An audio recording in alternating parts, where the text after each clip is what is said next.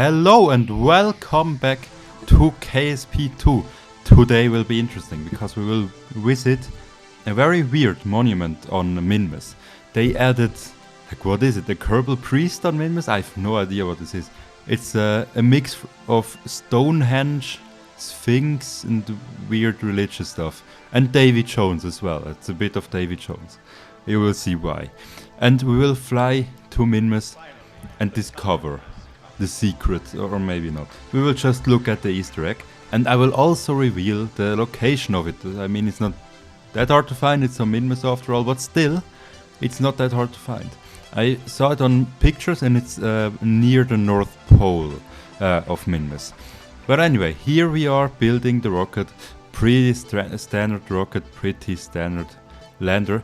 The only special thing about it is the gear arrangement. I do this sometimes, that I can put the solar panels on the side. I do this gear arrangement and it makes it look a little bit more special. I mean, this lander isn't really special at all, so it's well needed. Then a bit of coloring. I really like this chrome color, by the way. It's pretty amazing. It makes it look more spaceshipy if you make it chrome.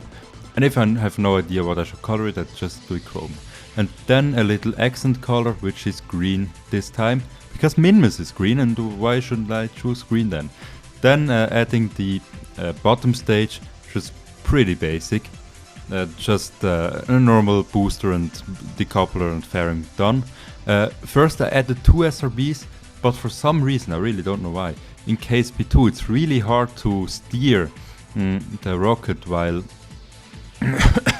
Anyways, what I wanted to say is that it's really hard to control the rocket while SRBs are attached to it. I really don't know why, and I had the Delta V anyway, so I just grabbed the SRBs after that. I just wanted to make it look a bit cooler. That's basically the only reason why I add SRBs in anything. But yeah, it's almost done, and what you shouldn't forget is to rotate the rocket as well. Because for some reason in the launch pad, the launch pad is 90 degrees sideways. But anyways, here is the launch of this rocket. Sadly, I couldn't capture the audio that loudly. It was quite quiet. So yeah, don't worry about it. Next video will be louder again. And the rocket launch will actually be cool. But here we are lifting off, pretty standard. Nothing special here. Just a normal rocket engine. And here I can address, I actually found a way, or Hazard Zone found a way, I just copied it. There's a way to mitigate this problem you have while staging. You know this problem, this bug? Xenoth had it in the last video. When you stage and for some reason the upper stage just stays attached to the lower stage and only the interstage fairing is gone. You can mitigate this bug if you put the decoupler and the engine in separate stages. That's one thing I made to mitigate bugs. And the second one, you can see it here. Yeah, you see it works. Okay. You can see that it worked. Another thing I did was that I stayed in the map screen for most of the flight, which is sad because then I can't make my videos as cinematic. But for some reason it helps mitigating bugs where the orbit freaks out. It's a bit weird. But that's just the way this broken game works at the moment. Please fix it. It's annoying. You see, like here of course I'm making maneuver node, but here during the burn, I'm still in the map screen. Normally I would have done a cool little side-by-side shot or something. Not possible here. The problem is that if you're not in the map screen and burning and getting out of the map screen, your maneuver node just completely changed. And sadly I had to do this here. You see how my first stage ran out of fuel, and then I had to stage it in a very buggy way, but it still worked first try, so I'm not gonna complain. And then you see how the maneuver node is just completely different. I have no idea why this happens, but you can mitigate it when you're in the maps. And I think this point in the video is a good time to address a bunch of stuff you've been writing in the comments, maybe asking me. I tried to answer all of them, but still answering in the video is kind of cooler for you guys, I think. So first of all, thank you a lot, how is it called, Pandorion, for making those amazing journeys with my RML mission craft. I'm sure you've seen the video of me, like the 100% reusable Minmus lander. This guy just took it and took it to Leif. He took a Duna gravity assist and then an Eve gravity assist. Creative, I haven't seen that before, definitely. Most people do Eve Kerbin or Eve or something like that. So that was definitely great. Another thing I was asked is if I could maybe do a bit slower time lapses, and for the video I won't. But what I will do is, in this video as well, upload an unlisted video and post it underneath in the video description, and there you can see the slow version of the building time-lapse, one-to-one, so you can build the rocket if you want. And I also try doing craft files in the description, but I have no idea how this works in KSP. But anyway, this was the community segment. I think I will do this every time now, answering a bunch of comments in a video. But anyway, the landing approach to the Easter egg has started now. So we're descending. I saw it from orbit. It's glowy, so it's not really that hard to spot. It's like in a crater, almost at the pole, but not quite. I'm pretty glad it isn't on the pole, because then the camera would freak out, and I don't want that to happen. Yeah, sadly got a night landing, but anyway, it worked out. So here I am landing the craft in real-time speed now. Yeah, one landing leg bugged out when I separated the stage. You saw it was pretty buggy. But overall, this mission wasn't buggy at all. I can't even do a bug montage because there was just no bug. Like, wow, this was the first mission, the first time playing KSP, but there wasn't a game-breaking bug. But anyway, we are here. We have reached the monument. What is it? It's like Stonehenge stuff. But anyway, let's investigate further. Our really brave Kerbal can EVA pack himself to the mysterious object, and we will try to land on its hand and see from what stone or what material it is. And let me say you, this has to be an alien material, because you see, it's made out of stone, obviously. Except it isn't, because look what happens when he lands. Now it's okay, but now he can walk on the side of it like it's made with metal, like the magnetic boots work. So is it the metal? Is it some alien metal? Here you can see it better. See how it tilts to the side? It's definitely magnetic. So is it the stone? Maybe it's just the magnetic field of Minmus. Oh, now some planetary expert in the comments is like, Marvin, you're telling bullshit. I know. But yeah, it's kind of... maybe this is a metallic crystal or something. What is your theory? What is this? You can write it in the comments. The best answer gets a heart. I mean, I heart every comment. But anyway, the best answer gets a heart. So yeah, what is this made from? I mean, it's like this blue crystal stuff and stone. And here you can see Davy Jones. And that's why I said you will see Davy Jones in this video. Look at this beard.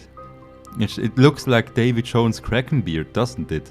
Like, I put a picture on screen. It looks basically one-to-one the same, doesn't it? But yeah, else than that, it seems like a pretty okay place. Our Kerbal doesn't get spaghettified, he doesn't get killed, maybe he has a curse on him. Ooh, we will never know. Will this Kerbal have a curse on it? We'll see. If the next mission just completely gets destroyed by the Kraken, we know we shouldn't have visited this place. This place might be alerting the Kraken. But at least the flight home was good. Here another problem, I want to get back and the EVA fuel run out. So I was screwed because I didn't plan a ladder in, because I went to Minmus. Like, I can use the jetpack, so why not? But I managed to do this epic jump, and we could get back in basically. And then we can start flying home, leave this pretty interesting place, and visit our neighbors again. I don't know, do Kerbals have neighbors? I have no idea. But let's get back from this horrible place. And here we are, ascending in a not that efficient profile, because I just wanted to get a bit high up in the air, I wanted to say, but it's space. High up over Minmus to allow us to time warp faster, because my god, the time warp in this game is horribly slow. Yeah, I just did that. But anyway, circularizing around Minmus is pretty much done. Then an inclination adjustment, and then we can get back home. And here lies a pretty big problem. If you see, if I do this tilt burn here, it's all fine.